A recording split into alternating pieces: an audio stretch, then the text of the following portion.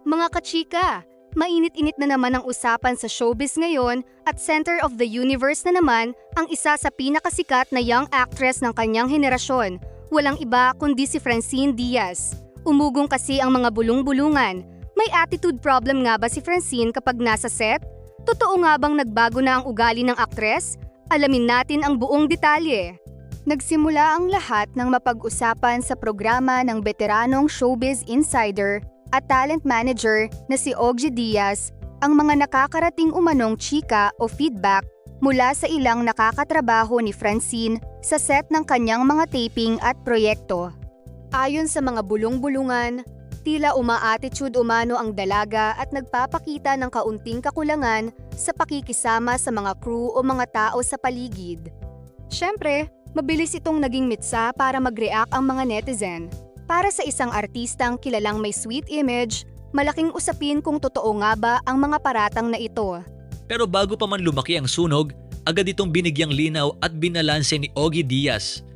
Bilang isang eksperto sa industriya, ipinagtanggol niya ang reputasyon ni Francine. Binigyang diin ni Ogie na kilalang kilala si Francine mula pa nung nagsisimula ito. Mabait, napaka-profesional, at laging magalang. Paliwanag ni Ogie, napakahirap maghusga agad. Normal lang daw sa mga sikat na artista na dumaan sa matinding pagod, puyat at stress dahil sa sunod-sunod na taping at load ng trabaho. May mga pagkakataon daw na kapag ang isang artista ay tahimik, seryoso o pagod lang sa set, madalas itong nami-misinterpret ng mga tao sa paligid bilang suplada o may attitude problem. Gayunpaman, nag-iwan pa rin ng paalala si Ogie para sa lahat ng mga artista. Mahalaga pa ring mapanatili ang magandang pakikitungo sa mga katrabaho, lalo na sa mga production crew at staff, upang maiwasan ang mga ganitong klaseng maling akala o usap-usapan. Hati naman ang reaksyon ng publiko sa isyung ito, ngunit solid ang depensa ng kanyang mga tagahanga. Todo tanggol ang mga solid supporters ni Francine.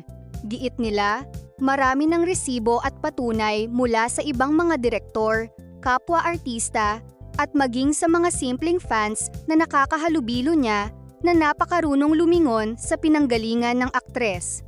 Sabi ng isang fan, tao lang din si Francine, napapagod.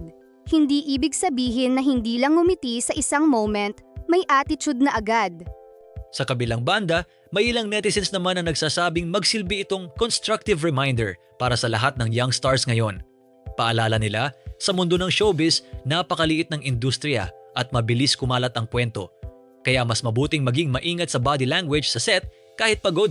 Sa huli, nananatiling isa sa mga pinakahinahangang aktres si Francine Diaz at malinaw na ang isyong ito ay bahagi lamang ng mga hamon na kinakaharap ng sinumang nasa rurok ng kasikatan. Kayo mga kachika, ano ang opinyon ninyo sa isyong ito? Naniniwala ba kayong pagod lang talaga si Francine? O dapat mas maging sensitibo ang mga artista sa kanilang paligid? I-comment niya ang inyong mga saloobin sa ibaba. Huwag kalimutang i-like, i-share at mag-subscribe para lagi kayong updated sa pinakuling chika sa showbiz. Magang salamat at hanggang sa susunod na update.